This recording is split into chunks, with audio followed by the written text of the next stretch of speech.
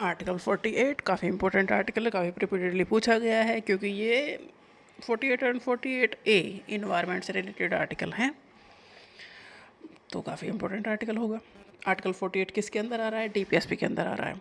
DPSP constitution, Indian constitution का 4th part है। Indian constitution के टोटल पार्ट है 22 पार्ट है इंडियन कॉन्स्टिट्यूशन के। 4th पार्ट में है डीपीएसपी। पहले पार्ट में यूनियन एंड टेरिटरी। पहले पार्ट का पहला आर्टिकल है, काफ़ी इंपॉर्टेंट है, रिपीटेडली पूछा गया है। India that is Bharat, Bharat that is India नहीं, ठीक है, ओके। पार्ट सेकंड में सिटीजनशिप, पार्ट थर्ड में फंडामेंटल राइट। तो 12 से लेकर 35 तक जो भी आर्टिकल है वो फंडामेंटल राइट के अंदर आते हैं, और 36 से 51 तक जो भी आर्टिकल है वो डीपीएसपी के अंदर आते हैं। तो डीपीएसपी मतलब director principle of state policy.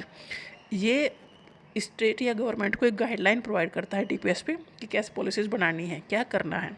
ये इन्फोर्सेबल नहीं है, जस्टिसिएबल नहीं है, मतलब इन्हें लेके हम कोर्ट में नहीं जा सकते। जैसे कि फंडामेंटल राइट को लेके जा सकते हैं, अगर हमारे फंडामेंटल राइट्स हमसे छीने जा रहे हैं तो हम उसके लिए कोर्ट में जा सकते हैं। फंडामेंटल राइट के आर्टिकल है 12 से लेकर 35 तक, part third of Indian constitution. Part fourth में है डीपीएसपी। अब देखते हैं आर्टिकल 48 किसके बारे में है। Article 48 deal with the direct the state. क्या करता है? स्टेट को डायरेक्ट करता है टू मॉडर्नाइज एग्रीकल्चर, एग्रीकल्चर को मॉडर्नाइज करना है। And animal husbandry using scientific method, मतलब साइंटिफिक मेथड यूज करके पशुपालन को और खेती में कुछ इम्प्रूवमेंट करना है जिससे कि प्रोडक्शन बढ़ सके। इम्प्रूव लाइव स्टॉक ब्रीड्स, जो जानवरों की ऐसा करना है कि इनका जो दूध का, मिल्क का प्रोडक्शन बढ़ जाए, तो ऐसी ब्रीड बनानी है, इम्प्रूव करनी है। प्रोटेक्ट करना है काव को, काल्फ को, अदर मिल्क प्रोड्यूसिंग को। और working cattle from slaughter zone protect करना है डेफिनेटली।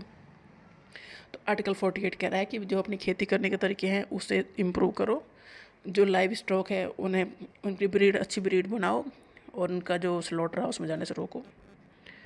इसका एम है to strengthen agriculture, livestock resource and the rural economy. ये सारे किसके लिए किए जा रहे हैं?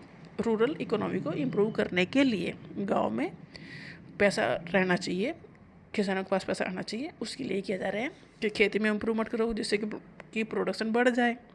लाइव स्टॉक जो है, जो उनके पालतू पशु हैं, वो इतना उन्हें दे सके, मिल्क प्रोड्यूस कर सके, जिससे कि वो उसे बेच सके और पैसा कमा सके।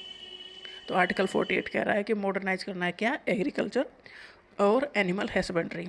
आर्टिकल 48 का ए, ये इन्वायरमेंट से रिलेटेड है, काफ़ी इंपॉर्टेंट आर्टिकल है। आर्टिकल 48A डायरेक्ट करता है स्टेट को to protect and improve the environment and to safeguard the forest and wildlife of India. Protect करना है क्या? इन्वायरमेंट को प्रोटेक्ट करना है, इम्प्रूव करना है इन्वायरमेंट को, जिससे कि फॉरेस्ट और wild life of India safe guard हो सके। It serves as the constitutional foundation for environmental conservation and sustainable development policies in the country. क्या काम करना है? इन्वायरमेंट को कंजर्व करने के लिए या सस्टेनेबल डेवलपमेंट के लिए पॉलिसीज बनानी है। मतलब 48 एक काफ़ी इंपॉर्टेंट आर्टिकल है, इन्वायरमेंट से रिलेटेड है, इन्वायरमेंट को प्रोटेक्ट करना है, बचाना है। आर्टिकल 48A पहले नहीं था, 1976 में ऐड किया, किसके through? By adding 42nd constitutional amendment act.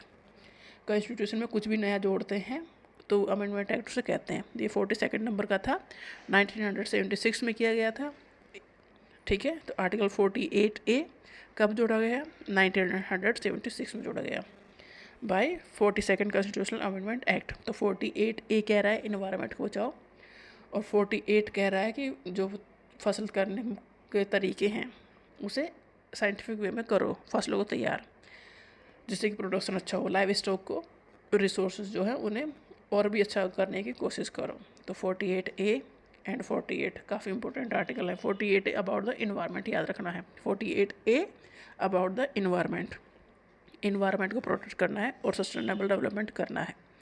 48A 1976 में जोड़ा गया article by 42nd constitutional amendment act. That's it for it.